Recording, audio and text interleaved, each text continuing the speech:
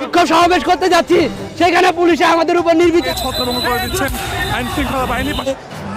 লুৎফুজ্জামান বাবরের যে অবস্থান, সেই অবস্থানগুলো তুলে ধরে নেতাকর্মীরা স্লোগান দিচ্ছেন এবং তাদের যে স্লোগানের মধ্য দিয়ে 2004 সালে যে অস্ত্র পুরোপুরি আত্মগোপনে ছিলেন আওয়ামী লীগ সভাপতি শেখ হাসিনা। তবে এবার প্রথমবারের মতো তাকে প্রকাশ্যে দেখা গিয়েছে। এতদিন নীরব থেকে হঠাৎ সামাজিক যোগাযোগ মাধ্যমেই নিজের উপস্থিতির জানান দিলেন কেন শেখ হাসিনা? সত্যতা যাচাই করতে ভিডিওটি গভীরভাবে পর্যালোচনা। এক দফা দাবিতে ডক্টর মোহাম্মদ ইউনূসের বাসভবন যমুনার সামনে অবস্থান নিয়েছে প্রধান উপদেষ্টা ডক্টর ইউনূসের পদত্যাগ। সেনা শাসন আসতেছে অথবা জরুরি অবস্থা জারি হইতেছে বাংলাদেশ। উপদেষ্টাদের কার্যক্রমে একেবারে সন্তুষ্ট নন জুলাই আগস্ট গণ অভ্যুত্থানের যোদ্ধারা। উপদেষ্টা ডক্টর ইউনূস সাহেবের যে বাসভবন আসলো, সার্জিস আলম সহ ৪৫ জনের পাসপোর্ট জব্দ করেছে বাংলাদেশ সেনাবাহিনী। সোশ্যাল মিডিয়া সহ বিভিন্ন অনলাইন মাধ্যমে ছড়িয়ে পড়ে সার্জিস আলম সহ ৪৫ জনের পাসপোর্ট জব্দ করে। উচ্চ আদালতে যাওয়ার পরে উচ্চ আদালত বলে যে আপনার এই দান করার ভেতরে বুদ্ধি তার প্রত্যেকটি অ্যাপ্লাই করেছেন। নির্বাচন নিয়ে যখন আলাপ এগিয়ে আসছে, আলাপ আসলেই এগিয়ে আসছে, কারণ এখন নির্বাচনটা বছরখানেক ২১ বছর হলেই এমপি হওয়া যাবে বাংলাদেশে। বৈষম্য বিরোধী নেতাদের স্বার্থে সায় দেবেন বাবিয়ে ইতানে ৩ জনে ফোন দিছে আমার ভাই হন বুদ্ধিরা কিতা দিতাম আমি বৈষম্য বিরোধী বাংলাদেশ নতুন দেশ এমনি এমনি আন্দোলন করছি না, আমরা ড্রাইভারও আন্দোলন করছি, কোনো চেকপোস্ট মানে না। মুক্তি পেল বাবর, শেখ হাসিনার ভারতে দেখা মিলল। বন্ধুরা, আপনারা এখনই কিছু ভিডিওর অংশবিশেষ দেখেছেন, যা দেখে বুঝে গিয়েছেন ভিডিও আজকে কি নিয়ে।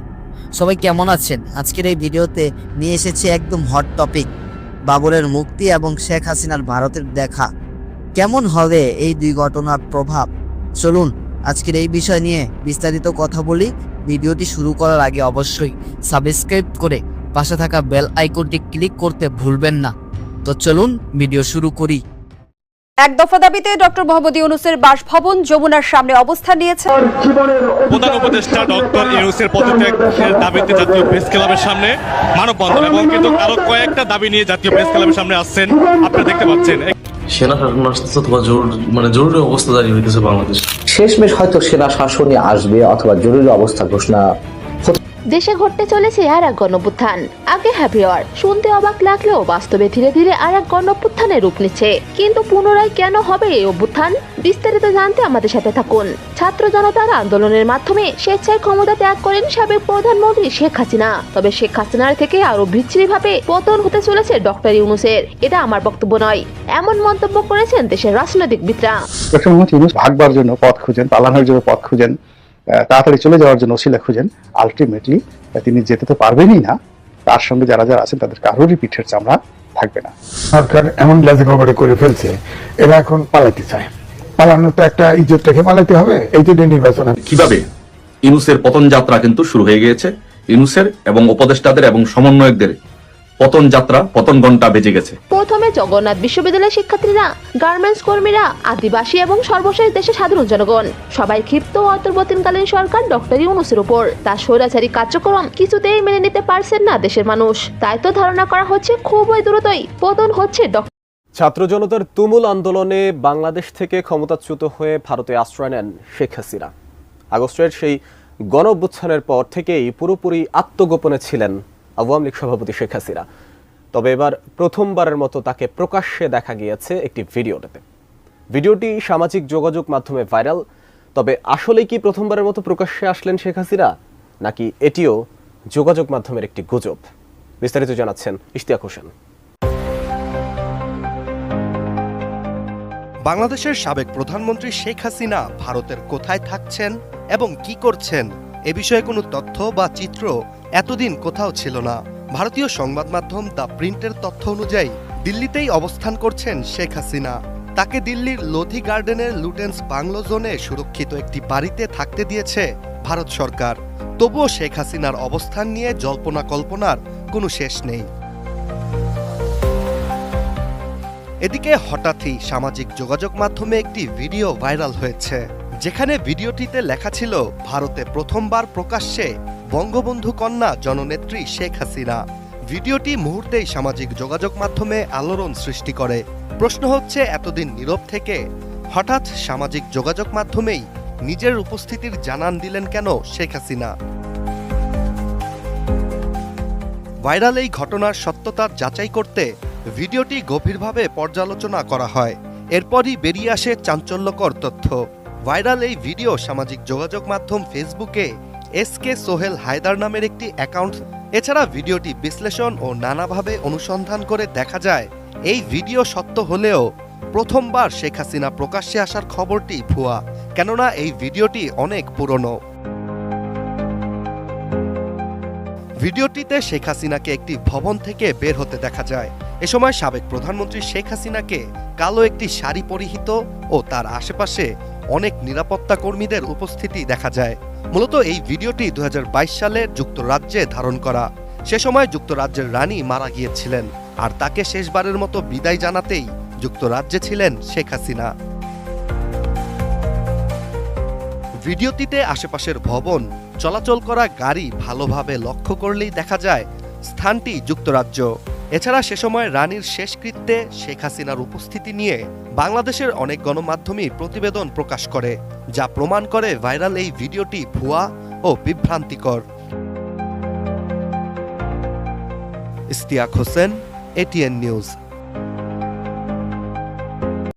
উপদেষ্টাদের কার্যক্রমে একেবারে সন্তুষ্ট নন জুলাই আগস্ট গণ অভ্যুত্থানের যোদ্ধারা। উপদেষ্টা ডক্টর ইউনূস সাহেবের যে বাসভবন আসলো, ওখানে কিন্তু আসলে অনেক মানুষ কিন্তু এখানে বসে আছে, একটি বিক্ষোভ মিছিল করতে। আজকে ডক্টর ইউনূসের যে বাসভবন আছে সেই বাসভবনকে ঘেরাও করেছে। আমরা হুঁশিয়ারি করে বলবো, অতিরঞ্জিত করার চেষ্টা যদি আপনারা করেন একদম 15 সেকেন্ডে ফিনিশ করে দিব।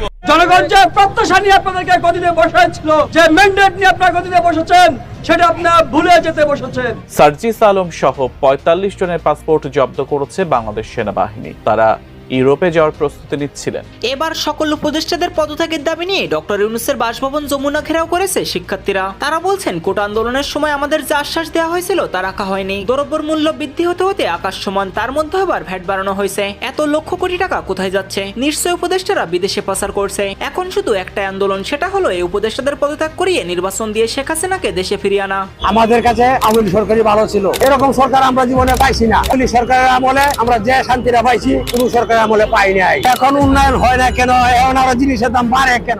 এছাড়া সার্জিস আলম সহ 45 জন সমন্বয়কদের পাসপোর্ট জব্দ করেছে সেনাবাহিনী। জানা যায় তারা ইউরোপে পাড়ি জমাচ্ছিলেন। ইতিমধ্যে কয়েকজন সমন্বয়ককে গ্রেপ্তারও করেছে সেনাবাহিনী।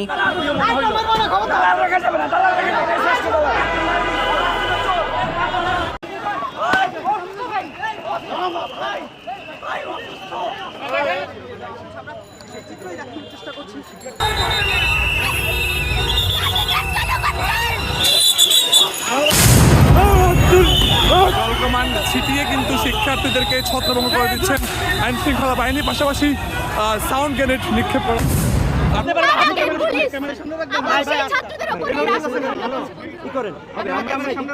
বিক্ষোভ সমাবেশ করতে যাচ্ছি, সেখানে পুলিশে আমাদের উপর নির্বিচারে হামলা করছে। ভাই, যখন পুলিশ ডিসচার্জ করে লাঠিচার্জ তো হতেই পারে একটু।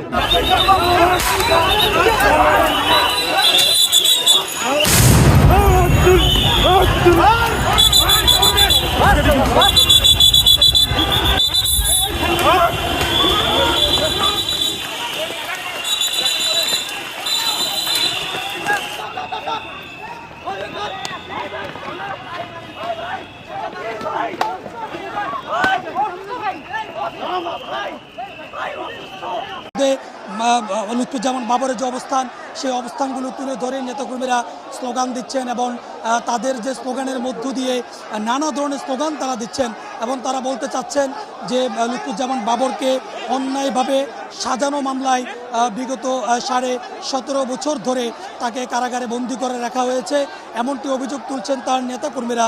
সাধারণ মানুষ যারা তাকে দেখতে এসেছেন তারা বলছেন, এবং পাশাপাশি তার যারা রাজনীতি করছেন তার বাইরে গিয়েও লুৎফুজ্জামান বাবরকে এক নজর দেখার জন্য আমরা দেখেছি সাধারণ মানুষের যে উৎসুক সেটিও কিন্তু দেখা গেছে, সাধারণ মানুষের উপস্থিতিও কিন্তু রয়েছে। আমরা একটু চেষ্টা করব যে লুৎফুজ্জামান বাবর যদি কথা বলেন তাহলে আমরা লুৎফুজ্জামান বাবর যদি কথা বলেন তাহলে সেটি আমরা দেখানোর চেষ্টা করব, বা বাবর যদি গণমাধ্যমের সাথে কথা বলেন তাহলে দেশবাসীর উদ্দেশ্যে কিংবা তার নেতাকর্মীদের উদ্দেশ্যে তিনি যদি কিছু বলেন তাহলে সেটিও কিন্তু আমরা তখন আমরা আসলে শোনার চেষ্টা করব। তবে এখন পর্যন্ত দেখতে পাচ্ছেন যে লুৎফুজ্জামান বাবরের যে গাড়ি বহরটি ছেলে আছে, যে গাড়িটি ভিতরে ঢুকেছেন ছাদখোলা গাড়ি, সেটিকে ঘিরেই কিন্তু তার যে নেতাকর্মীরা তারা সেটিকে ঘিরে রেখেছেন এবং লুৎফুজ্জামান বাবরকে কাছ থেকে একবার দেখার জন্য তার যে সমস্ত নেতারা রয়েছেন তারা কিন্তু তাকে ঘিরে রেখেছেন। লুৎফুজ্জামান বাবর কিন্তু সার্জিস আলম সহ ৪৫ জনের পাসপোর্ট জব্দ করেছে বাংলাদেশ সেনাবাহিনী। তারা ইউরোপে যাওয়ার প্রস্তুতি নিচ্ছিলেন। কদিন ধরে এমন একটি সংবাদ সামাজিক যোগাযোগ মাধ্যমে ছড়িয়ে পড়েছে, যেখানে দাবি করা হচ্ছে জাতীয় নাগরিক কমিটির মুখ্য সংগঠক ও জুলাই শহীদ স্মৃতি ফাউন্ডেশনের সাধারণ সম্পাদক সার্জিস আলম সহ ৪৫ ব্যক্তির পাসপোর্ট জব্দ করেছে বাংলাদেশ সেনাবাহিনী। আসলেই কি তাই? এ নিয়ে কি বলছে আইএসপিআর, জানাচ্ছেন এসআই রাজ। সম্প্রতি সোশ্যাল মিডিয়া সহ বিভিন্ন অনলাইন মাধ্যমে ছড়িয়ে পড়ে সার্জিস আলম সহ ৪৫ জনের পাসপোর্ট জব্দ করেছে সেনাবাহিনী। তারা ইউরোপে যাওয়ার প্রস্তুতি নিচ্ছিলেন। তবে এ দাবিটি একদমই মিথ্যা বলে জানিয়েছে তথ্য যাচাইকারী সংস্থা রিমার স্ক্যানার। ১৫ জানুয়ারি এক প্রতিবেদনে প্রতিষ্ঠানটি জানিয়েছে, জাতীয় নাগরিক কমিটির মুখ্য সংগঠক ও জুলাই শহীদ স্মৃতি ফাউন্ডেশনের সাধারণ সম্পাদক সার্জিস আলম সহ ৪৫ জনের পাসপোর্ট জব্দ করেছে সেনাবাহিনী, এমন দাবি সঠিক নয়। বরং কোনো তথ্য প্রমাণ ছাড়াই আলোচিত দাবিটি প্রচার করা হচ্ছে। এছাড়া সেনাবাহিনীর পক্ষ থেকে দাবিটি মিথ্যা বলে নিশ্চিত করা হয়েছে। প্রাসঙ্গিক কিওয়ার্ড সার্চ করে বিবিসি নিউজ 2470 নামক একটি ব্লগ ওয়েবসাইটে গত ১২ জানুয়ারি ব্রেকিং নিউজ সার্জিস আলম সহ ৪৫ জনের পাসপোর্ট জব্দ করেছে সেনাবাহিনী শীর্ষক শিরোনামে প্রকাশিত একটি প্রতিবেদন পাওয়া যায়। ওই প্রতিবেদনে দাবি করা হয়, গত ১২ জানুয়ারি রাতে সেনাবাহিনী একটি গোপন অভিযানে সার্জিস আলম সহ আরও ৪৪ জনকে আটক করে। এ সময় তাদের কাছ থেকে পাসপোর্ট ও ভ্রমণের অন্যান্য নথি জব্দ করা হয়েছে। ধারণা করা হয় তারা অবৈধ উপায়ে ইউরোপে যাওয়ার পরিকল্পনা করছিল। ওই প্রতিবেদনে আরও দাবি করা হয়, সেনাবাহিনীর এক মুখপাত্র জানিয়েছেন, একটি নির্ভরযোগ্য তথ্যের ভিত্তিতে অভিযান চালিয়ে পাসপোর্টগুলো জব্দ করেছেন তারা। প্রাথমিক তদন্তে জানা গেছে তারা ভুয়া কাগজপত্র ব্যবহার করে ইউরোপে পালিয়ে যাওয়ার চেষ্টা করছিল। তবে মূলধারার জাতীয় কিংবা আন্তর্জাতিক কোনো গণমাধ্যমে এ সংক্রান্ত কোনো তথ্য পাওয়া যায়নি। এছাড়া সার্জিস আলম কিংবা অন্য কোনো ব্যক্তি কর্তৃক সেনাবাহিনীর বিরুদ্ধে এমন কোনো অভিযোগের তথ্য পাওয়া যায়নি। এরপরও বিষয়টি অধিকতর যাচাইয়ের জন্য আন্তঃবাহিনী জনসংযোগ পরিদপ্তর আইএসপিআরে যোগাযোগ করে রিমার স্ক্যানার টিম। তখন আইএসপিআর জানায়, এমন কোনো ঘটনা ঘটেনি এবং এটি সম্পূর্ণ মিথ্যা সংবাদ। অর্থাৎ গত ১২ জানুয়ারি বিবিসি নিউজ 2470 নামক একটি ভুইফোড় ব্লগিং ওয়েবসাইট থেকে আলোচিত দাবিটি প্রচার করা হয়, যা পরবর্তী সময়ে সামাজিক যোগাযোগ মাধ্যমে ছড়িয়ে পড়ে। সুতরাং সার্জিস আলম সহ ৪৫ জনের পাসপোর্ট জব্দ করেছে সেনাবাহিনী শীর্ষক দাবিটি সম্পূর্ণ ভুয়া ও বানোয়াট বলে নিশ্চিত করেছে ফ্যাক্ট চেক প্রতিষ্ঠান রিমার স্ক্যানার। এসআই বাংলাদেশের যে সংস্কার কমিশন তারা রিপোর্ট দিয়েছে, বিশেষ করে সংবিধান সংস্কার কমিশন, তার নানাগুলো পয়েন্ট নিয়ে আলোচনা সমালোচনা হচ্ছে। এমনকি ভারতীয় গণমাধ্যমগুলো এই ব্যাপারে বেশ নজর রাখছে, বোঝাই যাচ্ছে।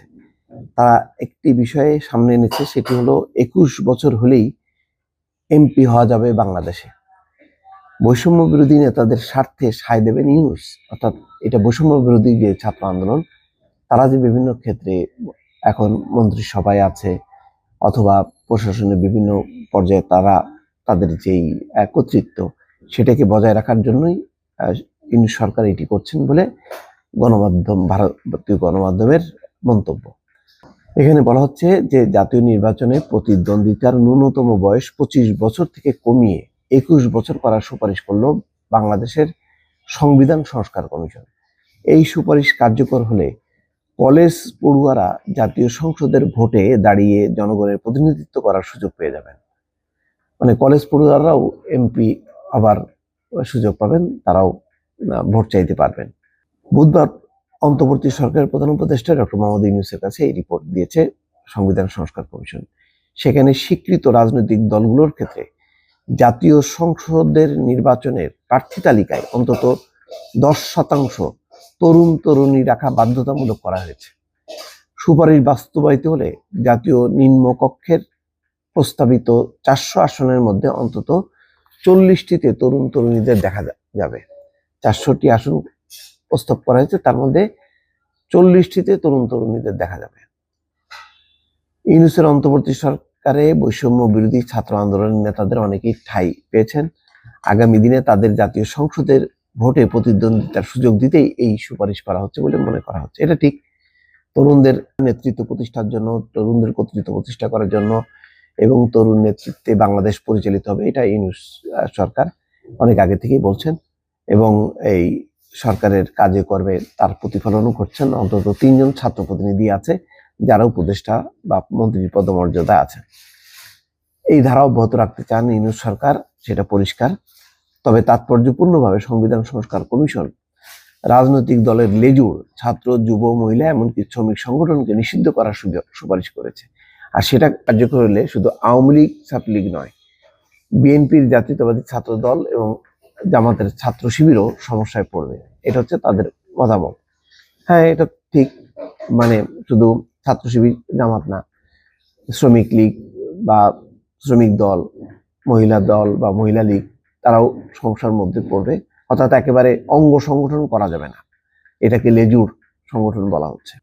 এটা নিয়ে অবশ্য যদিও এটা তো সুপারিশ করেছে, এই সব বিষয়ে যে বিএনপি বা অন্যান্য রাজনৈতিক দল একমত হবে না। হ্যাঁ বাবিয়ে ইতানে 3 জনে ফোন দিছে আমার, ভাই হন বুদ্ধিরা কিতা দিতাম, আমি কই তো দিছো কিতা, আমি কিন্তু একটা ইয়া করে দিছি, আমি হনো ডাইনে বামে চাইও না, নমুনা খারাপ দেখলে ফিসতে মাঝে গেবা, মাস শেষে বেতনটা ফাইলে সারছে। ইতানের কথায় তোমরা কোনটা করতা? আমি মানে সমস্যাটা কি? বাভির এক তালতো ভাই, উনি ফোন দিছে, হ্যাঁ, মানে বাবার বাড়ির দিকের, তো দিয়া কইতাছে বাবি কিতা করতাম, যেমনি নমুনাটা মাঠের ভিতরে ইতানে 2 গুরু ফলারা লাগে, তা আমরা যদি কুদ্দু লাডিটা লয়ে আগুয়ে যাই, এই দেখো পুলিশ লিক সামনে আইছে, চুপ থাকলে বাসের কন্ট্রাক্টরে ধরে থাবড়া দিয়া লায়, বেরিয়েতে আইয়া জুতা টোতা লইয়া খিস্তো আইয়ে নাহে মোহে থাবড়া দে। আর আমরা যদি একটু শক্তি দেখাইতাম যাই, তখনই আসে পুলিশ লিক। আমরা আসলে করণটা কিতা, আমরা রয়েছে ডাবল জ্বালা, রাস্তার ভিতরে ডিউটি করতে আসি, ড্রাইভারের কাছে গাড়িটা থামাও, তে কয় বৈষম্য বিরোধী বাংলাদেশ, নতুন দেশ, এমনি আন্দোলন করছি না, আমরা ড্রাইভারও আন্দোলন করছি, কোনো চেকপোস্ট মানে না, কই এতে 60 জনের গাও যেয়া ঝাপাইয়া পড়ছে, বেশি বাড়াবাড়ি করলে কিন্তু পুলিশ লিগ বানাই দেবো, এরকম একটা দৃশ্য। তো পরে আমি কইছি হনো নমুনাটা যত খারাপ, ওই সার্জিসে আবার ডাক দিছে, কয় পুলিশ কি করে, তারা কেন আগে আইলো না? কয় আগে যে কিতা করতো, আগে যে এখানে বিপদ পড়তো, তারা যদি পরিস্থিতি সামলাইতে যায়, তো তারার তো ভেতরের পুলিশ বার করতে হবে, তো পুলিশ বার করলে তো আবার হয়ে যাবে পুলিশ লিগ, আরেক তার আবার দাবি দাবার ভিতরে আন্দোলনে নামা যাবো, পুলিশ ফোর্সে মাইনকার চিপায়। দর্শক, আজকে গেল কয়েকদিন যাবত আমি বাংলাদেশের বিভিন্ন ঘটনাগুলোকে অবজার্ভ করি, তো বরাবরই পুলিশের উপর দেওয়া যায়। এখন এত পরিমাণ আন্দোলন, বাবা এত পরিমাণ আন্দোলন, তো এই আন্দোলনের মধ্যে 2টা পক্ষ থাকে, একটা পক্ষ হচ্ছে আমরা এটা চাই, আর একটা হচ্ছে তোমাদের এটা চাইতে পারো না। তো মাঝখানে পড়ে কে? পুলিশ। কখনো সরকার এক পক্ষ, জনগণের ভিতর থেকে যারা আন্দোলনকারী তারা আর একটা পক্ষ। এই যে এক পক্ষ কয় ইউনূসের বাসা ঘেরাও করাম, সচিবালয় ঘেরাও করাম, তো আরেক পক্ষ সরকার পক্ষ কয় 500 পুলিশ নামাই দাও। তো পুলিশ নামানোর পরে যারা আসে, তারা যখন পুলিশকে মোকাবেলা করতে আসে, আগের যেরকম একটা ডর ভয় ছিল এখন এটি নাই। তো না থাকার কারণে কি হচ্ছে, যে পুলিশের ব্যারিকেড, বাধা এগুলা ডিঙানো যায়। আবার যদি পুলিশ বাধা দেয়, তাহলে পুলিশের বিরুদ্ধে এই আমজনতার একাংশ তারা কিন্তু অ্যাকশনে চলে যায়। তো পুলিশ যদি পাল্টা কোনো অ্যাকশন নেয়, তাহলে হয়ে যায় পুলিশ লিগ। এখন বাংলাদেশের বিভিন্ন জায়গায় এই যে সিস্টেমটা চলছে, এইটার আসলে সমাধান কি? সার্জিস বলছিল যে পুলিশ কি করে, তো ভাই কি করবে? পুলিশে তো একটা জায়গা দিতে হবে, যে পুলিশের হাতে লাঠি আছে, তো পুলিশ লাঠি দিয়ে বাড়ি দিলে বিপদে পড়ে, আবার বাড়ি না দিলে তোমরা বলবা যে পুলিশ অসহযোগিতা করতেছে। কারণ বাঙালির ভিতরে এখন যেই উন্মাদনা আছে এক এক শ্রেণীর, যারা রাজপথে নামে মনে যে একদম সব ফাইরা চিরা ফেলবো, তো সেখানে পুলিশ বাধা দিলেও বিপদ, না দিলেও পুলিশের বদনাম। আসলে পুলিশ করবে কি? আজকে আমি যেই ঘটনা বলছি চট্টগ্রামের ঘটনা, তল্লাশির জন্য অটোরিকশা থামিয়ে হামলার শিকার হয়েছে পুলিশ। এই ঘটনায় অলরেডি দুজনকে গ্রেপ্তার করা হয়েছে। তারা হচ্ছে পটিয়ার চরকানাই গ্রামের মান্নান কোম্পানির বাড়ির মৃত মনসুর আহমেদের ছেলে মোর্শেদ এবং বোয়ালখালী থানার পশ্চিম শাকপুরা গ্রামের শামসুল আলমের ছেলে মোহাম্মদ করিম। হামলায় 4 পুলিশ সদস্য আহত হয়েছে বলে পুলিশের দাবি করা হয়েছে। এসআই তারপর হচ্ছে কনস্টেবল এখানে তারা আহত হয়েছেন। পুলিশের বক্তব্য, সিএনজি চালিত অটোরিকশা নিয়ে বোয়ালখালীর দিক থেকে শহরে আসছিলেন মোর্শেদ এবং করিম। নগরের কালুরঘাট মোহরা চেকপোস্টে পুলিশ তাদের অটোরিকশা তল্লাশির জন্য থামার সংকেত দেয়। এ সময় তারা পুলিশের সাথে উত্তেজিত হয়ে বাকবিতণ্ডা শুরু করে। এক পর্যায়ে পুলিশের সঙ্গে ধস্তাধস্তি হয়। আর এটার একটা ভিডিও আপনারা নিশ্চয়ই অনেকে দেখেছেন, আমিও দেখেছি। 2 ব্যক্তি পুলিশের সাথে বাকবিতণ্ডা করছে। এ সময় একজনকে অন্য পুলিশ সদস্যরা জড়িয়ে অটোরিকশায় তুলে দেওয়ার চেষ্টা করছিলেন। অপর এক পুলিশ সদস্য ঘটনাটি ভিডিও করার সময় তাকে গিয়ে ধাক্কা দেয় সেই ব্যক্তি। অন্য পুলিশ সদস্যরা তাকে সরিয়ে নেওয়ার চেষ্টা করলে ওই ব্যক্তি এক পুলিশ সদস্যের কলার ধরে টানাটানি করে এবং লাথি কেন দিছে বলে চিৎকার করতে থাকে। তো এখানে যেই জিনিসগুলো আমরা দেখছি আর কি, যে সব জায়গায় এরকম একটা দৃশ্যপট। পুলিশকে মোটামুটি ভয় পাচ্ছেই না জনগণ। বাট 5ই আগস্টের আগে এই পুলিশ দেখলে ভেতরে ভেতরেই ইয়ানফসি পড়ত। তখন পুলিশ যথেষ্ট বেপরোয়া ছিল একাংশ। আবার এখন যে অবস্থানে আছে তারা আসলে কোন দিকে যাবে? বেপরোয়া হইলেও দোষ। এখনও পুলিশদেরকে একটা ট্যাগ লাগাই দেওয়া হয় পুলিশ লীগ, পুলিশ লীগ। তো পুলিশ সামহাও মাঝে মাঝে বিভিন্ন সময় পুলিশের অ্যাকশনে যাওয়া লাগে। তো গেলেও বিপদ, না গেলেও বিপদ, পত্রিকালেরও দেখায় বিপদ। মানে পুলিশ প্রশাসন উভয় সংকটে একটা পুলিশ টাইপ অবস্থানে আছে। মানে বোকা বইনা গেছে যে আসলে কী করা উচিত না করা উচিত। আবার সামনে কোন দল ক্ষমতায় আসবে এটাও তাদের একটা টেনশনের বিষয়। অমুক তমুক হোমক প্রতিটা থানায় ঢুকতেছে। হ্যাঁ, দল আসার ক্ষমতা এখনও খবর নাই, বাট থানায় গিয়ে মনে হয় যে তিনি ওই এলাকার এমপি আর তেজ মানে ওই এলাকার বিচি নেতা, এরকম কিন্তু অনেক জায়গা আছে। তো সেই জায়গাগুলোতে পুলিশ আসলে এই মুহূর্তে একটা উভয় সংকটে আছে বলে আমি মনে করি, যার কারণে তারা অ্যাকশনে শক্ত যেখানে যাওয়া দরকার সেইখানেও। নির্বাচন নিয়ে যখন আলাপ এগিয়ে আসছে, আলাপ আসলেই এগিয়ে আসছে, কারণ এখন নির্বাচনটা বছরখানেকের মধ্যেই হয়ে যাবে এই সম্ভাবনা বেশি বলেই মনে হচ্ছে। যদিও বিএনপি জুলাই আগস্টে নির্বাচন চাইছে, কিন্তু আমি মনে করি এটাও তারা ঠিক সিরিয়াসলি বলছে তা না। এটা এক ধরনের রেটরিক বলে আমি মনে করি। পলিটিক্সে রেটরিক থাকে আমি ধারণা করি। আবারও বলছি, আমি কোনো তথ্য না জেনেই বলছি।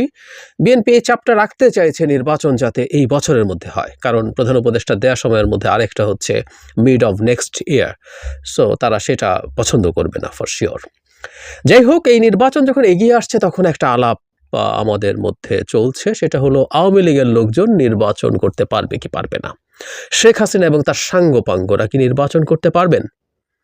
মানে এর মধ্যে প্রথম কথাটা হচ্ছে, যদি আওয়ামী লীগ নিষিদ্ধ হয়ে যায় তাহলে তো তাদের আওয়ামী লীগের নামে অ্যাটলিস্ট নির্বাচন করা সম্ভব না। আওয়ামী লীগ নিষিদ্ধ হবে কি হবে না এটা নিয়ে সিরিয়াস বিতর্ক আমাদের সমাজে আছে, এবং এই বিতর্ক সুরাহা হয়নি। এই বিতর্ক আসলে কদ্দূর যাবে, কোথায় গিয়ে শেষ হবে আমরা আসলেই জানি না। তবে আমরা এটুকু বুঝতে পারি নানা রকম আলামত থেকে যে, মানে কেউ কেউ ভারতের কথা বলছেন, শুধু ভারত অবশ্যই প্রকাশ্যভাবে আওয়ামী লীগের পক্ষে আছে, কিন্তু ইউরোপ আমেরিকাও প্রায় নিশ্চিতভাবেই বলা যায়, আমেরিকা এবং ইউরোপীয় দেশগুলো আওয়ামী লীগের নিষিদ্ধতা চায় না।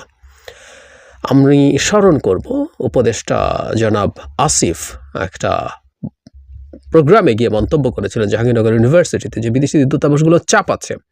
তার মানে আমরা ধরে নিতে পারি যে এই চাপটা থাকলে শেষ পর্যন্ত আওয়ামী লীগের তার নামেই থেকে যাওয়ার সম্ভাবনা আছে। যদি সেটা থেকে যায় তাহলে কি এই সব বিভৎস লোকজন শেখ হাসিনা এবং তার সাঙ্গপাঙ্গরা নির্বাচনে অংশগ্রহণ করতে পারবে? তারা যদি করলে কী বা হবে সেই প্রশ্ন আসতেই পারে, কিন্তু তারা বাংলাদেশের মাটিতে আবার নির্বাচনে আসবে, এটা মেনে নেওয়া খুবই কঠিন প্রশ্ন, খুবই কঠিন ব্যাপার। আচ্ছা, যদি আওয়ামী লীগ নিষিদ্ধ হয়ে যায় তাহলে কাগজে কলমে আওয়ামী লীগের এসব লোকজন স্বতন্ত্র নির্বাচন করার মতো একটা পরিস্থিতি আছে, কারণ স্বতন্ত্র নির্বাচন যে কেউ করতেই পারে, যেটা পাকিস্তানের পিটিআই এর ক্ষেত্রে হয়েছে, পাকিস্তান তেহরিক ইনসাফ, ইমরান খানের দল, সেই দলের লোকজন, তার দল যখন নিষিদ্ধ হলো, প্রতীক যখন নিষিদ্ধ হলো, তখন তারা স্বতন্ত্র প্রার্থী হিসাবে ইলেকশন করেছেন এবং তারা একক দল, যদি স্বতন্ত্রতাকে দল হিসাবে ধরা হয়, একক দল হিসাবে তার সেটা সংখ্যাগরিষ্ঠতাও পেয়েছিল, যদিও তারা জেনারেল মেজরিটি পায়নি, কিন্তু সেটার সংখ্যা অন্য যে কারো চাইতে বেশি ছিল। সেটা ইমরান খান বলে কথা, আমরা ডাকাত শেখ হাসিনা, বর্বর শেখ হাসিনার এবং তার সাঙ্গপাঙ্গদের কথা বলছি না। যাই হোক, শেখ হাসিনার লোকজন ইলেকশন করলে কি হবে আমরা বুঝতেই পারি। তারপরও ওই যে বলছিলাম যে এই লোকগুলো আমাদের ইলেকটোরাল প্রসেসে আসছে, অন্তত যারা বিভৎস সব কাণ্ড ঘটিয়েছে তারা, সেই ক্ষেত্রে এটা একটা খুব গুরুত্বপূর্ণ প্রশ্ন এসে হাজির হয়েছে, কারণ এটাকে আমাদের নেওয়াও কঠিন। আমাদের যে গণতান্ত্রিক অভিযাত্রা, সেখানে এই রকম মাফিয়াদের নির্বাচনে অংশগ্রহণ করার অধিকার আছে কিনা, এটাই একটা বিরাট প্রশ্ন। এখন নির্বাচনে অংশগ্রহণ না করার ক্ষেত্রে কি আছে, আমি এবং একটা জিনিস একটু বলি যে আমি যে সংস্কার কমিশনটার সদস্য, নির্বাচন ব্যবস্থা সংস্কার কমিশন, আমরা সেখানে একটা পথ বের করার চেষ্টা করেছি। এটা ঠিক আওয়ামী লীগকে মাথায় রেখে তা না, এটা ভবিষ্যৎ বাংলাদেশের জন্য এটা এফেক্টিভ, কারণ আমাদের এই ধরনের ঘটনা আরও যদি কেউ ঘটায়, সবার ক্ষেত্রে এটা অ্যাপ্লিকেবল হবে। বিদ্যমান ব্যবস্থায় কি আছে? বিদ্যমান ব্যবস্থায় এটা আছে, আমাদের সংবিধানেই আছে, আর্টিকেল 66(2) এর ঘ, যদি ভুল না করে থাকি, এর মধ্যে বলা হয়েছে কেউ যদি নৈতিক স্খলনজনিত যে কোনো অপরাধে 2 বছরের, ন্যূনতম 2 বছরের তার সাজা হয়, তাহলে তিনি সাজা খাটবেন, এবং খাটার পর 5 বছর অতিবাহিত না হলে, মানে ধরে নিলাম কেউ যদি 3 বছরের সাজা হয়, তার 3 বছর জেল হলো, 3 বছর জেলে থাকলেন, 3 বছর শেষ হলো, এরপর আরও 5 বছর, তার মানে রায় থেকে 8 বছর তিনি নির্বাচনে পার্টিসিপেট করতে পারবেন না। তারপর তিনি চাইলে নির্বাচিত হওয়ার চেষ্টা, মানে প্রার্থী হতে পারবেন। কেউ কেউ মনে করেন, আমি এটা বলতে শুনেছি যে এরকম সাজার পর কাউকেই দেওয়া উচিত না। আমি আবার এটা একেবারেই সঠিক বলে মনে করি না। একটা মানুষ তার অন্যায় বা অপরাধের ন্যায় বিচার যদি পান, তিনি সেটা যদি শাস্তি পান, সেটা প্রায়শ্চিত্ত তিনি করেছেন, এবং আমাদের সমাজে প্রত্যেকটা অপরাধীর, প্রত্যেকটা অপরাধ করা মানুষের মেইন স্ট্রিমে ফিরে আসার সুযোগ অবশ্যই অবারিত রাখা দরকার। সেটার জন্য তিনি 2 বছর সাজা খাটছেন কমপক্ষে, সাথে আরও 5 বছর তিনি পার্টিসিপেট করতে পারছেন না, দ্যাটস এনাফ। এখন প্রশ্ন হচ্ছে, আওয়ামী লীগকে তাহলে বিচার, এইসব লোকজনের বিচারের কথা আমরা বলছি যে তাদেরকে বিচারের মাধ্যমে রায় দিয়ে এই কাজটা করা যেতে পারে। এখন এখানেও প্রশ্ন আছে, যদিও এটা নিয়ে সিরিয়াস ডিবেট আছে, এটা নিয়ে কনস্টিটিউশনাল ডিবেট আছে, এটা নিয়ে মামলা হয়েছে এবং ভিন্ন ভিন্ন ধরনের মত পাওয়া গেছে। সেটা হলো এই যে সাজাপ্রাপ্ত বলছি, এটা কোন পর্যায়ে? আমরা কেউ বিচারিক আদালতে যখন কেউ সাজা পান, সেটাকে কি বলে ফেলবো? কারণ তাহলে আর এত আদালত কেন? অনেক ক্ষেত্রে এই ঘটনা ঘটে যে বিচারিক আদালতে যে রায় হয়েছে সেটা বাতিল হয়েছে উচ্চ আদালতে, হাইকোর্টে বা আপিল বিভাগে। আমরা সাম্প্রতিক সময় অনেকগুলো মামলাকে দেখছি যেগুলো আপিল বিভাগ থেকে শেষ পর্যন্ত বাতিল হয়ে, মানে বিশেষ করে আওয়ামী লীগ এবং তার আগে 1-11 সরকারের সঙ্গে বেশ কিছু মামলা যেগুলো হয়রানিমূলক ছিল, সেগুলো বাতিল হয়েছে। কিন্তু তাহলে একটা মানুষকে বিচারিক আদালতে যদি তিনি অপরাধী সাব্যস্ত হন, তাতেই কি হয়ে গেল? কোর্টের এই রায়ও আছে যে বিচারিক আদালতে এটা হলেই প্রাথমিকভাবে ধরা হবে, এবং ভারতেও এই চর্চাটা আছে বলে অনেকে এটাকেই রেফার করেন। সো আমরা তাত্ত্বিকভাবে ধরে নিলাম, আবারও বলছি, আলোচনার খাতিরে ধরে নিলাম যে আমাদের বিচারিক আদালতে 2 বছরের সাজা হলেই এটা হবে। এখন আওয়ামী লীগ এবং তার লোকজনের বিচার হওয়া কত দিনে সম্ভব? শেখ হাসিনা এবং তার সাঙ্গপাঙ্গদের নির্বাচন যদি এবছরের শেষ নাগাদ হয়, তাহলে বিচারিক প্রক্রিয়া চলে আইসিটিতে হয়তো একটু ফাস্টার হতে পারে। আমি দেখেছি আমাদের যিনি চিফ প্রসিকিউটর আছেন, তিনি জানিয়েছেন যে ডিসেম্বরের মধ্যেই শেখ হাসিনার মামলার রায় হবে, প্রাথমিক রায় অবশ্যই। আইসিটিতে একটা ডেডিকেটেড কোর্ট, এটা হওয়ার সম্ভাবনা যদি থাকেও, কিন্তু আরও অপরাপর বহু লোকজন আছে যাদের বিভিন্ন রকম ফৌজদারি অপরাধ আছে যেগুলো আইসিটিতে বিচারযোগ্য নয়, সেগুলো আমাদের সাধারণ যে আদালত আছে, বিচারিক আদালত, সেখানেই হওয়ার কথা। এবং এই ধরনের মামলা 1 বছরের মধ্যে শেষ করা অলমোস্ট ইম্পসিবল। এখন প্রশ্ন হলো, ইভেন আইসিটি নিয়েও এই প্রশ্ন আসতে পারে বলে আমি মনে করি। মানে একটা আদালত তৈরি হওয়া এবং জানুয়ারি মাস চলে এসছে, শেখ হাসিনার কিছু বিচার 1 বছরের মধ্যে করে ফেলা যাবে, এটা নিয়ে বাই এনি চান্স আমরা খুব তাড়াহুড়ো করে তাকে কনভিক্ট করতে চাইছি, এতে বিচারিক প্রসেস হ্যাম্পার্ড হচ্ছে, বিচারিক প্রসেস আমরা নষ্ট করছি, তিনি ন্যায় বিচার পাচ্ছেন না, এই শোরগোল হওয়ার প্রবাবিলিটি তৈরি হবে। এবং এটা শুধু শেখ হাসিনা না, অন্য যে কারো ক্ষেত্রেই এই ঘটনা ঘটতে পারে যদি আমরা খুব তাড়াহুড়ো করি। আমাদের সেই পুরনো আপ্তবাক্য নিশ্চয় মনে আছে যে জাস্টিস হারিড, জাস্টিস ব্যারিড, এরকম কথা বলা হয়। সো তাড়াহুড়ো করলে বিচার কবরস্থ হয়ে যেতে পারে, এই আলাপ আছেই। সুতরাং তাড়াহুড়ো করাটাও ঠিক হবে না। তাহলে আসলে পথ কি হতে পারে? আমরা একটা জিনিস মনে করি, সেটা হলো একটা রাষ্ট্রের বেসিক নিয়ম যিনি মানেন না তার নির্বাচন করার অধিকার নেই। যেমন শেখ হাসিনার কথা বলি, উনি কিন্তু ফেরারি আসামি, কারণ ওনার বিরুদ্ধে অ্যারেস্ট ওয়ারেন্ট শেষ হয়ে গিয়েছিল মিড অফ নভেম্বর, আমি ভুল না করে থাকলে। তিনি তো বাংলাদেশে আসেননি। সুতরাং শেখ হাসিনার বাংলাদেশের নির্বাচনে অংশগ্রহণ করার কোনো অধিকার নেই। ঠিক একই রকম ঘটনা আরো বহু আওয়ামী লীগের নেতা তথাকথিত শেখ হাসিনার সাঙ্গপাঙ্গদের বিরুদ্ধে আছে। কারণ আপনাকে একটা দেশে নির্বাচন করতে হলে তার সিস্টেমকে, তার বিচার ব্যবস্থাকে, বিচার বিভাগকে অ্যাগ্রি করে ওটার প্রতি সাবমিসিভ হয়েই করতে হবে, আদারওয়াইজ তার কোনো অধিকার নির্বাচনের ক্ষেত্রে নাই। কেউ যদি আসেন এবং যেমন কারাগারে থেকে নির্বাচন করা যায়, আমাদের নিশ্চয়ই মনে আছে 1991 সালে এরশাদ পতনের পর এরশাদ জেলে ছিলেন এবং উনি জেলে থেকে 5টা আসনে নির্বাচিত হয়েছিলেন। মানে শেখ হাসিনা গোপালগঞ্জে তার আসনে জিতবেন কিনা সেই প্রশ্ন আছে। আজকে আসলেই এরশাদ এভাবেই প্রাসঙ্গিক হয়ে ওঠেন এবং উনি না পালিয়ে দেশে ছিলেন, জেলে গেছেন, জেল খেটেছেন, বেরিয়ে এসে বাংলাদেশের রাজনীতিতে ইন্টারেস্টিংলি ফ্যাক্টর হিসেবে ছিলেন একটা পতিত স্বৈরাচার। এরশাদকে অবশ্য স্বৈরাচার বলা যাবে কি না, শেখ হাসিনাকে শুধু যদি আমরা স্বৈরাচার বলি, আলোচনা অনেকেই করি আমরা। যাই হোক, জেলে আপনি রাষ্ট্রের কাছে আত্মসমর্পণ করে রাষ্ট্রের কাস্টাডিতে থেকে নির্বাচন করা যেতে পারে, কিন্তু যিনি আদালতের চোখে ফেরারি আসামি তার নির্বাচনে অংশগ্রহণ করার কোনো অধিকার থাকা উচিত না। নট অনলি দ্যাট, কারণ আমি ওই রকম আদালতের অ্যারেস্ট ওয়ারেন্ট নেই কিন্তু পালিয়ে আছেন এরকম অসংখ্য মানুষজন আছেন, তাদের ক্ষেত্রেও আমার মনে হয় একটা ব্যবস্থা থাকা দরকার যেটা আসলে তাদেরকে আইনের আওতায় আসার পথ করে দেবে, বাধ্য করবে যদি তারা নির্বাচনে পার্টিসিপেট করতে চান। সেটা হচ্ছে তাদের সশরীরে এসে নির্বাচনে মনোনয়নপত্র দাখিল করতে হবে।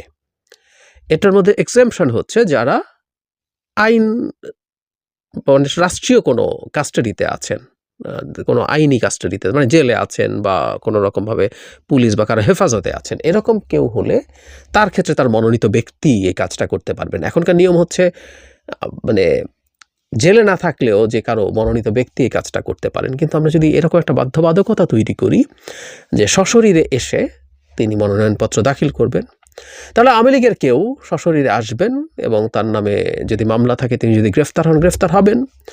উনি জেলে যাওয়ার পর উনি যদি সে সাহস করেন জেলে গিয়ে নির্বাচন করবেন কাস্টাডিতে থেকে, তাহলে বাকি সব প্রসেস হতে পারে। এই ক্ষেত্রে যারা যারা অলরেডি জেলে আছেন, আমি নাম তুলে যদি ধরুন আনিসুল হক, তার নামে যদি কনভিকশন না হয়ে যায় ইলেকশনের আগে, তিনি জেলে আছেন, তিনি যদি আওয়ামী লীগ নিষিদ্ধ না হয় আওয়ামী লীগের নামে, আর যদি নিষিদ্ধ হয় তিনি যদি চান, তাহলে তিনি স্বতন্ত্র প্রার্থী হিসেবে নির্বাচন করতে পারবেন, কারণ তিনি রাষ্ট্রের হেফাজতে আছেন এবং উনি দেশে আছেন। কিন্তু পলাতক যিনি কোর্টের দ্বারা ঘোষিত ফেরারি, যার নামে ওয়ারেন্ট আসার পরও তিনি আদালতে আসছেন না ক্রমাগত, অথবা সেটা নেই কিন্তু পালিয়ে আছেন, তারাও দেশে এসে এই কাজটা করছেন না, তাদের যে কাউকে আমরা খুব সহজে নির্বাচনে এভাবে বার দিতে পারি। নির্বাচন ব্যবস্থা সংস্কার কমিশন এই রকম প্রস্তাব দিয়েছে, আমরা আশা করব এই ধরনের প্রস্তাব অ্যাকসেপ্টেড হবে। যে কারণ বারবার বলছি, শেখ হাসিনা এবং তার সাঙ্গপাঙ্গদের মতো বিভৎস লোকজনের বাংলাদেশে নির্বাচনে পার্টিসিপেট করার কোনো রাইট নেই। সুতরাং আমি যদি নিষিদ্ধও না হয়, ওই যে আমরা বলছিলাম প্রায় বিচার তো চলবে প্যারালালি, কিন্তু এই নির্বাচনগুলোতে তাদের অংশগ্রহণ এভাবে রেস্ট্রিক্ট করা যেতে পারে। আর সংস্কারের কথা যেহেতু আসলো, আমার যে কমিশন, নির্বাচন ব্যবস্থা সংস্কার কমিশন, আমরা ইনফ্যাক্ট গতকালই আমাদের রিপোর্ট দিয়েছি। 4টা কমিশন আমরা রিপোর্ট জমা দিয়েছি। আমরা দিয়েছি সংবিধান সংস্কার কমিশন, দুদক সংস্কার এবং পুলিশ সংস্কার কমিশন দিয়েছে। আর দুটো, মানে প্রথম 6টার মধ্যে আর দুটো হচ্ছে জনপ্রশাসন এবং আরেকটা হচ্ছে বিচার। উচ্চ আদালতে যাওয়ার পরে উচ্চ আদালত বলে যে আপনার এই দান করার ভেতরে একটা অদ্ভুত জিনিস আমরা লক্ষ্য করছি। সেটা হচ্ছে যে আপনি যেই টাকা দান করলেন, অর্থাৎ শতত্যাগ করে আপনি দান করে দিলেন এই ট্রাস্টকে, সেই টাকা আপনার ব্যক্তিগত গাড়ির খরচ, ড্রাইভারের খরচ, আপনার দৈনন্দিন জীবনের খরচ, আপনি উড়োজাহাজে করে ভ্রমণ করছেন, বিদেশে যাচ্ছেন, খাচ্ছেন, দাচ্ছেন, ঘুরছেন, জামা কাপড় কিনছেন, এইখানে ব্যয় হচ্ছে। অর্থাৎ যেই টাকাটা আপনার অ্যাকাউন্টে, পার্সোনাল অ্যাকাউন্টে থাকতো, সেইটা পার্সোনাল অ্যাকাউন্টে না করে আপনি এগুলোকে দান দেখিয়ে ট্রাস্টের মধ্যে টাকা দিয়ে ওই ট্রাস্টের টাকা আবার ঘুরিয়ে পেঁচিয়ে নিজের জন্য ব্যবহার করছেন।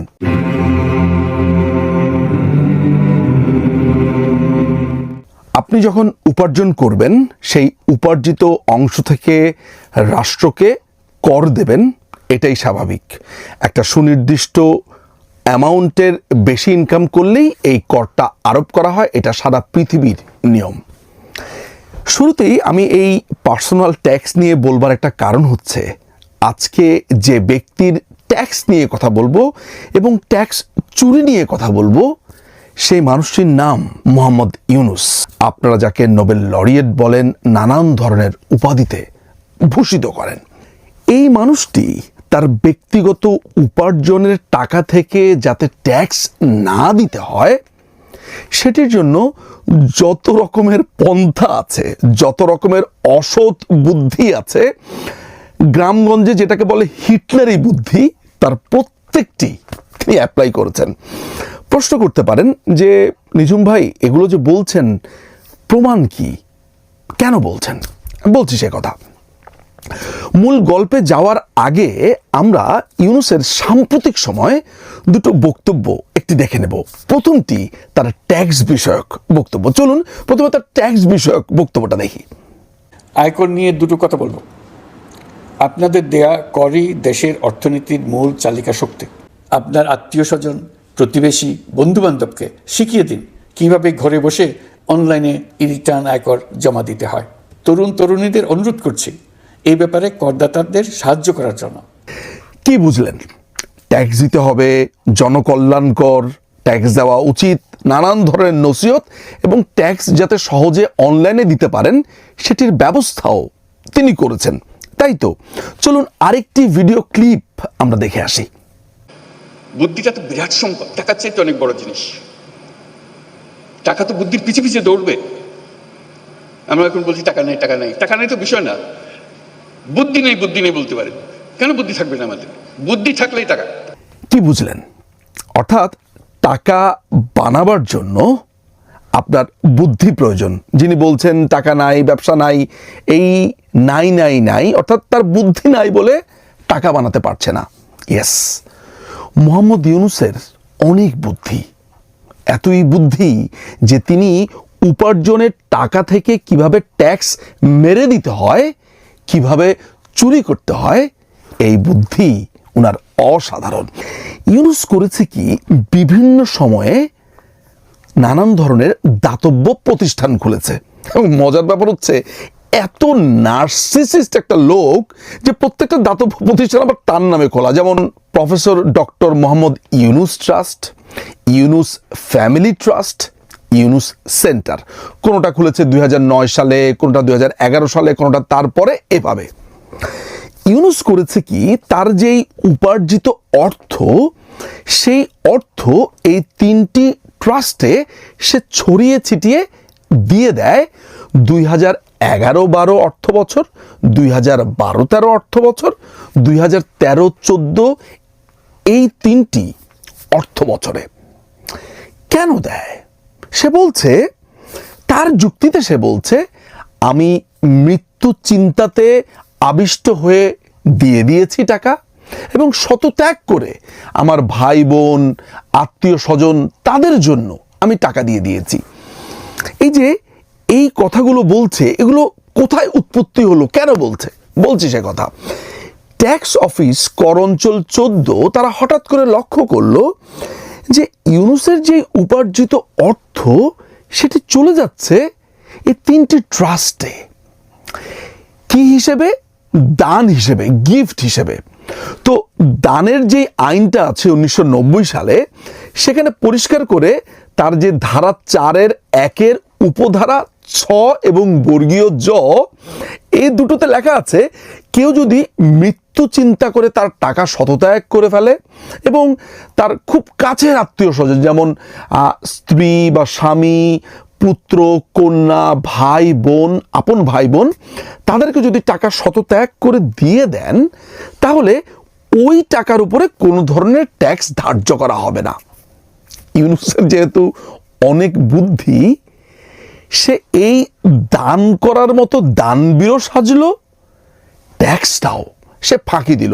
এই যে আমি একটা সিদ্ধান্তমূলক কথাতে বলছি, আসুন আমরা দেখি আদালত কি বলছে আমি বলবার আগে। প্রথমে যে ট্যাক্সের অফিসের যারা কর্তা ব্যক্তিরা আছে, তারা ইউনূসকে 2013 সালের ডিসেম্বরে নোটিশ পাঠায় এবং বলে আপনি যেই দান করেছেন সেটার উপরে আপনাকে ট্যাক্স দিতে হবে।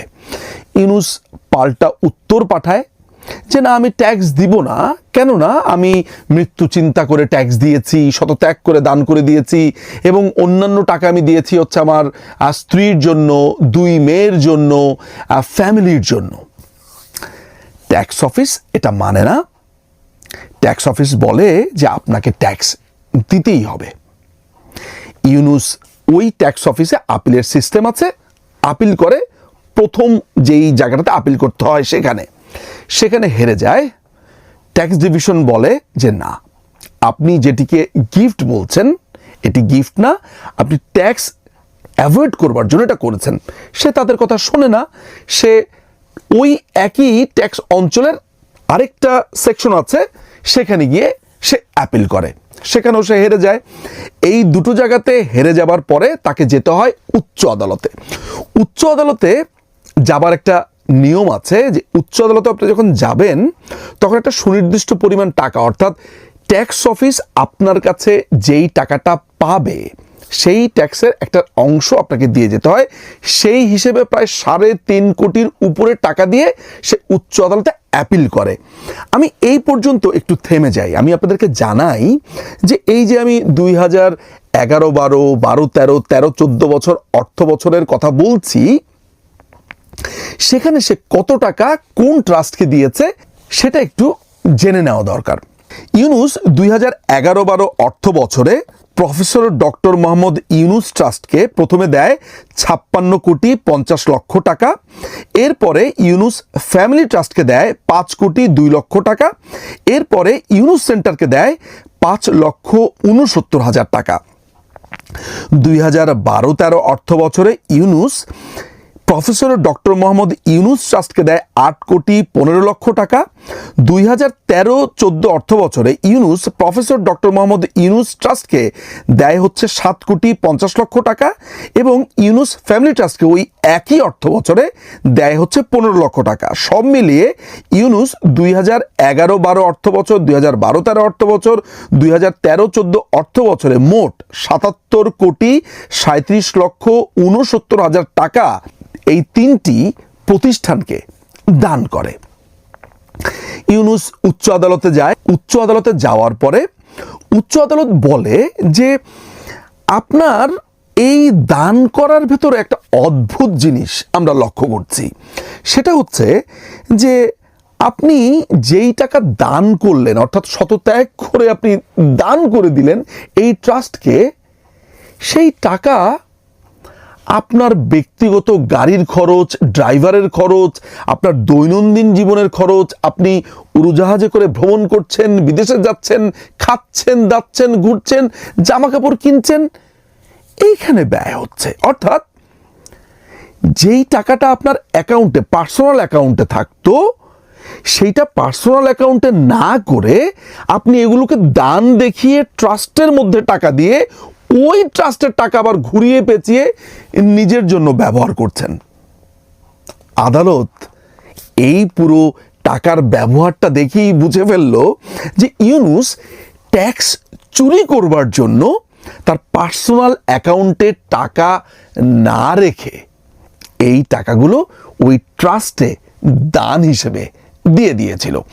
এখানেও সে হেরে যায় এবং তাকে ট্যাক্স দিতে হবে বলে ওই যে ট্যাক্স কর্মকর্তারা যেই ট্যাক্স দাখিল করেছিল বা ধার্য করেছিল সেটির রায় বহাল রাখে।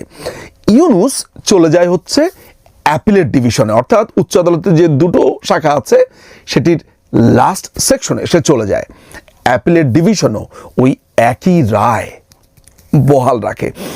এই অ্যাপিলেট ডিভিশনের একটা দীর্ঘ রায় থেকে দেখা যায় যে ইউনূস যে ট্রাস্টগুলো বানিয়েছে সেটির চেয়ারম্যানও ইউনূস, এটার বেনিফিশিয়ারিও ইউনূস, এবং আইনে যেভাবে লেখা আছে যে এটা ট্রাস্টি কারা কারা হতে পারবে আইন অনুযায়ী, অর্থাৎ তার আপন ভাই বোনেরা কেউ না, এটা ভিন্ন ব্যক্তিরা এগুলো ট্রাস্টি, অর্থাৎ আইনের ভেতরে যা যা লেখা আছে সেটাও পালন করা হয়নি। আপনি ইউনূসের বুদ্ধিটা দেখেন, এই যে প্রায় ৭৭.৫ কোটি টাকা ট্রাস্ট প্রতিষ্ঠানকে সে দিয়ে দিচ্ছে, এটার কারণ দর্শকরা নিশ্চয়ই বুঝতে পেরেছেন, যাতে করে সে এই ট্যাক্স থেকে বেঁচে যেতে পারে, ট্যাক্স যাতে তাকে না দিতে হয়। অথচ এই টিভির মধ্যে এসে ভাষণে সে বারবার বলছে যে ট্যাক্স দিতে হবে, আবার সে বলছে যে আমি জানতাম না, এইটা আমার আইনজীবী আমাকে বলেছে, আইনজীবী বলাতে আমি দিয়েছি, আমাকে তো শুরুতে বললেই আমি এটা আসলে দিয়ে দিতে পারতাম, এটা ডিসপিউট হয়েছে দেখে আমি আদালতের শরণাপন্ন হয়েছি যাতে আদালত এটা মিটমাট করে দেয়। কথাগুলো খুব সরল না যে একটা মানুষ জানতেন না বলে আদালতের শরণাপন্ন হয়েছেন, তাই আদালত এটা মিটমাট করে দিয়েছে, খুব সরল শোনা যায়।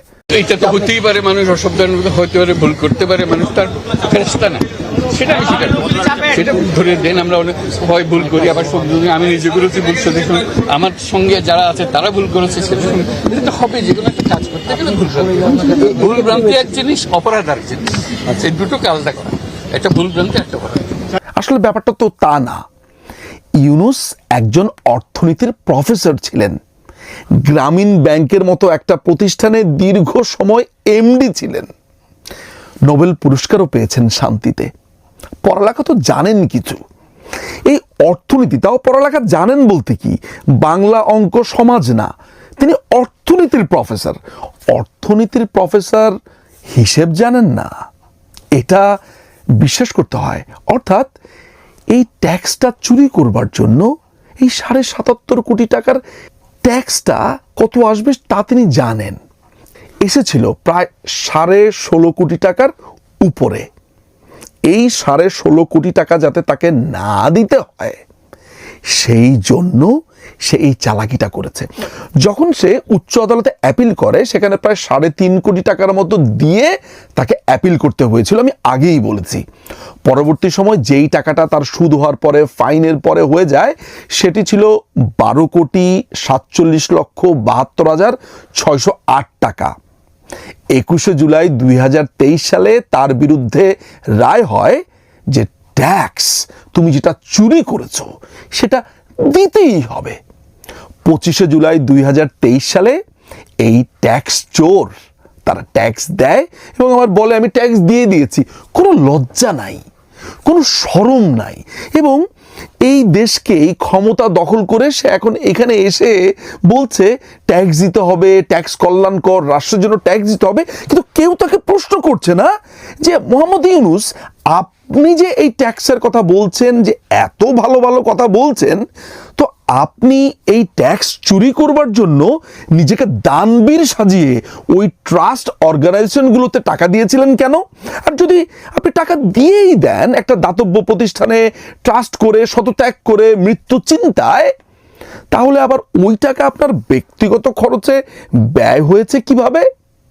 এগুলোর উত্তর দিতে পারেনি। সবচেয়ে মজার ব্যাপার হচ্ছে আদালতে গিয়ে ইউনূসের লয়ার মিস্টার জিন্নাত আলী বলছে যে না না, মৃত্যু চিন্তার কথা আমরা বলেছি, এটা ভুল কথা বলেছি, আমরা এটা ফেরত নিলাম। অর্থাৎ মৃত্যু চিন্তার যে কথাটা প্রথমে বলেছিল, ধুয়ে উঠিয়েছিল যে আমি মৃত্যু চিন্তায় টাকা দিয়ে দিয়েছিল, সেটা আবার উচ্চ আদালতে গিয়ে তারা ফিরিয়ে নেয়, যুক্তি ফিরিয়ে নিয়েছে। 4-6 মিনস কন্টেম্পলেশন অফ ডেথ, কিন্তু আমরা কন্টেম্পলেশন ডেথ ছিল না, আমার মানে মৃত্যুর ভয়, এটা ভুল করেছেন, আমরা ওইটা আমাদের ভুল ছিল। এই অদ্ভুত কর্মকাণ্ডগুলো করেছে, টাকা চুরি করেছে। সরকার যখন আইনের শাসন প্রতিষ্ঠা করতে চেয়েছে, তার থেকে ট্যাক্সগুলো আদায় করতে চেয়েছে, তখন হয়ে গিয়েছিল সরকারের দোষ, তখন হয়ে গিয়েছিল মাননীয় প্রধানমন্ত্রী শেখ হাসিনার দোষ। তিনি খারাপ। কেন তিনি এই নোবেল লরিয়েটকে এত বিরক্ত করছেন? দেশের টাকা মেরে দিবে, চুরি করবে, ট্যাক্স দিবে না, কিচ্ছু দিবে না, কিন্তু তাকে কিচ্ছু বলা যাবে না, কারণ তিনি ডক্টর মোহাম্মদ ইউনূস শান্তিতে নোবেল প্রাইজ পেয়েছেন। কি বলবো প্রিয় দর্শক, এই আলোচনার পরে নিশ্চয়ই আপনাদের বুঝতে সমস্যা হয়নি যে ইউনূস শুধুমাত্র তার নিজের উপার্জিত অর্থের থেকে কিভাবে যাতে ট্যাক্সটা চুরি করা যায় তাই এত বড় নাটক সাজিয়েছে।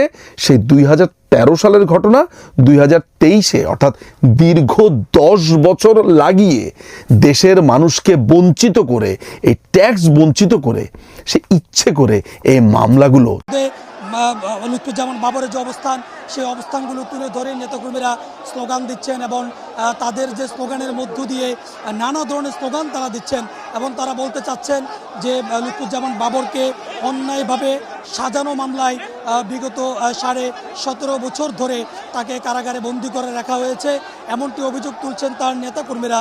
সাধারণ মানুষ যারা তাকে দেখতে এসেছেন তারা বলছেন, এবং পাশাপাশি তার যারা রাজনীতি করছেন তার বাইরে গিয়েও লুৎফুজ্জামান বাবরকে এক নজর দেখার জন্য আমরা দেখেছি। সাধারণ মানুষের যে উৎসুক সেটিও কিন্তু দেখা গেছে, সাধারণ মানুষের উপস্থিতিও কিন্তু রয়েছে। আমরা একটু চেষ্টা করব যে লুৎফুজ্জামান বাবর যদি কথা বলেন তাহলে আমরা সেটি, লুৎফুজ্জামান বাবর যদি কথা বলেন তাহলে সেটি আমরা দেখানোর চেষ্টা করব, বা বাবর যদি গণমাধ্যমের সাথে কথা বলেন তাহলে দেশবাসীর উদ্দেশ্যে কিংবা তার নেতাকর্মীদের উদ্দেশ্যে তিনি যদি কিছু বলেন তাহলে সেটিও কিন্তু আমরা তখন আমরা আসলে শোনার চেষ্টা করব। তবে এখন পর্যন্ত দেখতে পাচ্ছেন যে লুৎফুজ্জামান বাবরের যে গাড়ি বহরটি ছেলে আছে, যে গাড়িটি ভিতরে ঢুকেছেন ছাদখোলা গাড়ি, সেটিকে ঘিরে কিন্তু তার যে নেতাকর্মীরা তারা সেটিকে ঘিরে রেখেছেন এবং লুৎফুজ্জামান বাবরকে কাছ থেকে একবার দেখার জন্য তার যে সমস্ত নেতারা রয়েছেন তারা কিন্তু তাকে ঘিরে রেখেছেন। লুৎফুজ্জামান বাবর কিন্তু টানা 3 বারের সংসদ সদস্য। তিনি প্রথমবার তিনি স্বতন্ত্র থেকে নির্বাচন করেন, তারপরের 2বারই তিনি বিএনপি থেকেই নির্বাচন করেন নেত্রকোনা 4 আসন, এবং শেষবার অর্থাৎ 2001 থেকে 2006 মেয়াদে যখন বিএনপি সরকার ক্ষমতায় ছিল তখন লুৎফুজ্জামান বাবর স্বরাষ্ট্র প্রতিমন্ত্রী ছিলেন লুৎফুজ্জামান বাবর। এবং এরপরে 2004 সালে যে অস্ত্র আটকের ঘটনা ঘটে চট্টগ্রামে, সেই অস্ত্র আটকের ঘটনা সহ বাকি দুর্নীতি এবং যে গ্রেনেড হামলা মামলায় 2007 সালের 8ই মে লুৎফুজ্জামান বাবরকে সেনা সমর্থিত সরকার, তৎকালীন সেনা সমর্থিত সরকার 2007 সালে 28শে মে তাকে আটক করেন, এবং আটক হওয়ার পর থেকে এখন অবধি তিনি লুৎফুজ্জামান বাবর কিন্তু কারাগারে ছিলেন।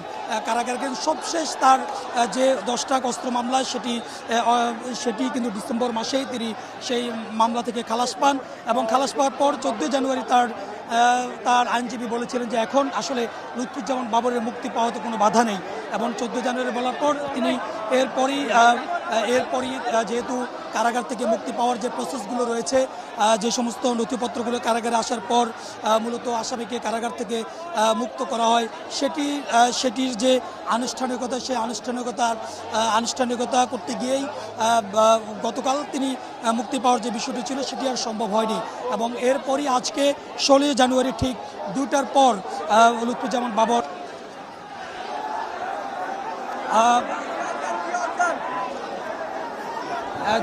যেমনটি বলছিলাম যে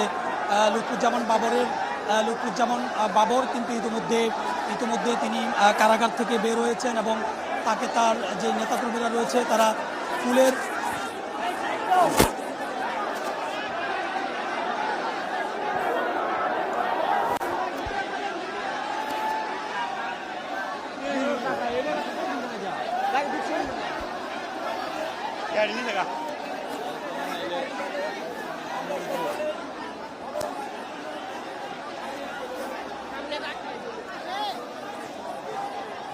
আতিক, দেখতে পাচ্ছেন যে লুৎফুজ্জামান বাবরের যে ছাদখোলা যে গাড়িটি রয়েছে সেটি ইতোমধ্যে কারাগারের যে কেন্দ্রীয় কার্যালয় যে কেন্দ্রীয় কারাগারের যে মূল ফটক সেই মূল ফটকের সামনেই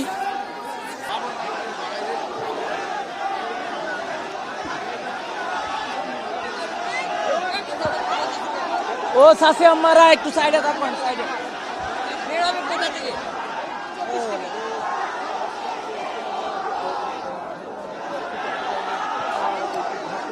যেমনটি দেখা যাচ্ছে যে লুৎফুজ্জামান বাবর ইতিমধ্যে কারাগার থেকে তিনি বের হয়েছেন। যে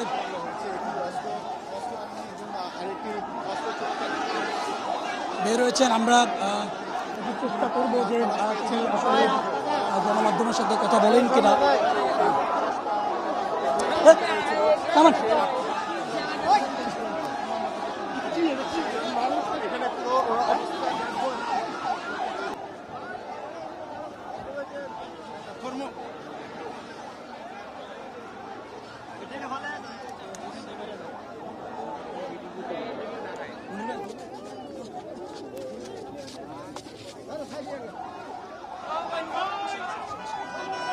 সবুজ ভাই পাওয়া যাবে যাবে যাবে যাবে ভাই, একটু জায়গা দেন, একটু জায়গা দেন, একটু জায়গা দেন, একটু জায়গা দেন ভাই।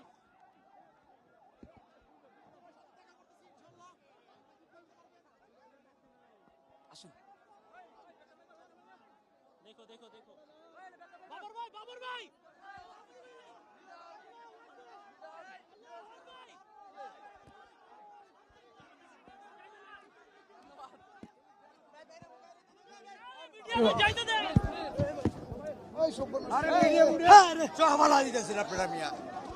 আজকে মহান আল্লাহ তাআলার অশেষ রহমতে উনি নিঃশর্ত ভাবে মুক্তি পেয়েছেন। ওনার বিরুদ্ধে সকল আনীত অভিযোগ মিথ্যা প্রমাণিত হয়েছে।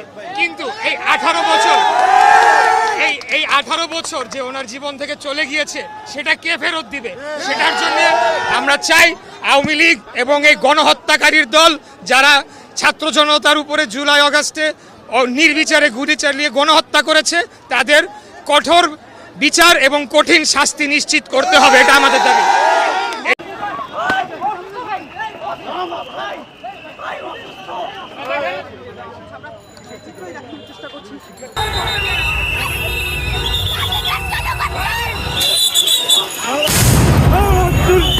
জলকামান ছিটিয়ে কিন্তু শিক্ষার্থীদেরকে ছত্রভঙ্গ করে দিচ্ছেন আইন শৃঙ্খলা বাহিনী, পাশাপাশি সাউন্ড গ্রেনেড নিক্ষেপ করা।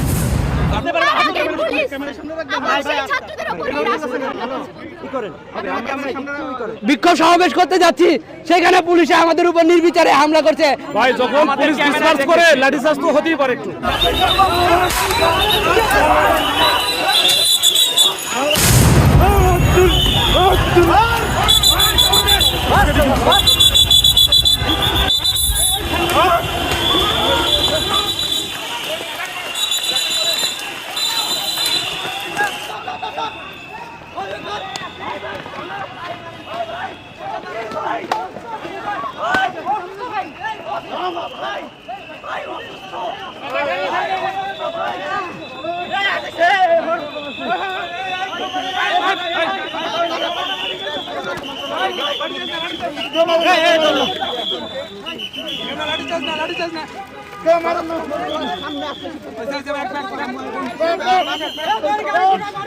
আমরা দেখতে পাচ্ছি একটি উত্তেজনাকর পরিবেশ তৈরি হয়েছে এই মুহূর্তে, এবং বেশ কয়েকজন শিক্ষার্থী পুলিশের লাঠিচার্জে আহত হয়েছেন।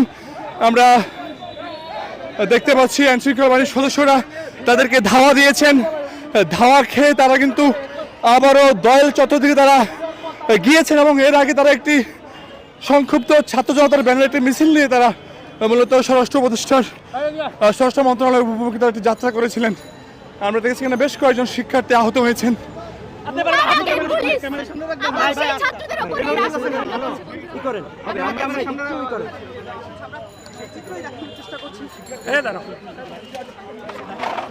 আমরা দেখতে পাচ্ছি এক নারী শিক্ষার্থী যিনি পুলিশের লাঠিচার্জে আহত হয়েছেন, তাকে কিন্তু তার সহকর্মীরা রিকশায় করে কিন্তু তারা মেডিকেল দিয়ে নিয়ে যাচ্ছেন।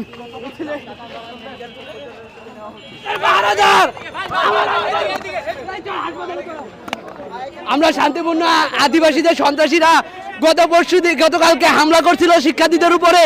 তো এই কারণে আমরা কি করে যে আমরা বিক্ষোভ সমাবেশ করতে যাচ্ছি, সেখানে পুলিশে আমাদের উপর নির্বিচারে হামলা করছে। আমাদের অনেকে আহত হয়ে মেডিকেলে ভর্তি আছে। তারা এখনো 24-এর খুনি আবার সেই ডক্টর নিনুর ডেকে নিয়ে আসছে খুনিদেরকে। জলকামান ছিটিয়ে কিন্তু শিক্ষার্থীদেরকে ছত্রভঙ্গ করে দিচ্ছেন আইন শৃঙ্খলা বাহিনীর, পাশাপাশি সাউন্ড গ্রেনেড নিক্ষেপ করা। আমরা দেখতে পাচ্ছি এখানে সাউন্ড গ্রেনেড নিক্ষেপ করা হয়েছে, পাশাপাশি শিক্ষার্থীদেরকে ছত্রভঙ্গ করে দেওয়ার জন্য জলকামান মারা হয়েছে, লাঠি চার্জ করা হচ্ছে শিক্ষার্থীদের। আমরা একটু দেখতে পাচ্ছি এখানে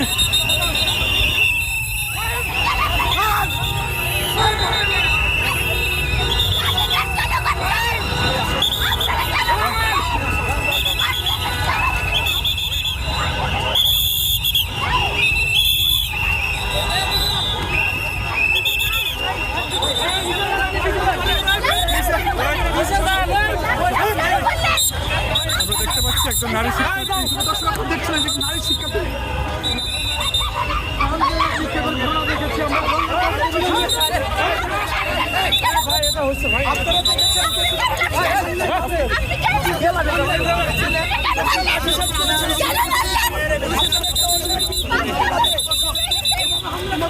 আমার আছে টরেভিনো, আপনার আছে তো? আমাদের উদ্দেশ্য হচ্ছে ডিসপার্স করা। আমার উদ্দেশ্য কাউরে মারা না, কাউকে ক্ষতি করা না, কোনো কিছু না, বরঞ্চ ওদের দাবির সাথে আমাদের কোনো দ্বিমত নাই। ঠিক আছে, এইটুকুই ভাই, আমরা এইটুকুই করছি। না লাঠি চার্জের কোনো বিষয় নেই। লাঠি চার্জ তো করেছেন আপনারা ভাই, যখন পুলিশ ডিসপার্স করে লাঠি চার্জ তো হতেই পারে একটু। না এখানে এসে করা হয়েছে, সেই জন্য জিজ্ঞেস করলাম। শিক্ষার্থীরা অভিযোগ করে এটা আমরা দেখবো কোন জায়গায় লাঠি চার্জ ডিসপার্স করে, তখন লাঠি চার্জ এমনি হয়। পুলিশ আবারও কিন্তু অ্যাকশনে যাচ্ছেন এবং এখানে ছাত্র সংগঠনের বিভিন্ন পর্যায়ের নেতা যারা রয়েছেন তারা রয়েছেন। আমরা দেখতে পাচ্ছি পুলিশ সদস্যরা এগিয়ে আসছেন। প্রথমে আসি বাবরের মুক্তি নিয়ে। অনেক দিন ধরে এ বিষয়ে আলোচনা চলছিল, অবশেষে বাবরের মুক্তির খবর এসেছে। কিন্তু প্রশ্ন হচ্ছে, এটি কি নিছকই একটি আইনি প্রক্রিয়া, নাকি এর পেছনে রয়েছে বড় কোনো রাজনৈতিক কৌশল? বন্ধুরা, আপনারা কি মনে করেন কমেন্টে জানাবেন। বন্ধুরা, এই দুই ইস্যু নিয়ে আপনার মতামত আমাদের কাছে খুব গুরুত্বপূর্ণ। ভিডিওটি কেমন লাগলো জানাতে ভুলবেন না। আপনাদের মতামত এবং বিশ্লেষণ আমাদেরকে আরও ভালো কন্টেন্ট তৈরি করতে সাহায্য করবে। ভিডিওটি শেয়ার করুন, লাইক দিন, আর অবশ্যই সাবস্ক্রাইব করে আমাদের সাথেই থাকুন। দেখা হবে পরের ভিডিওতে। ধন্যবাদ।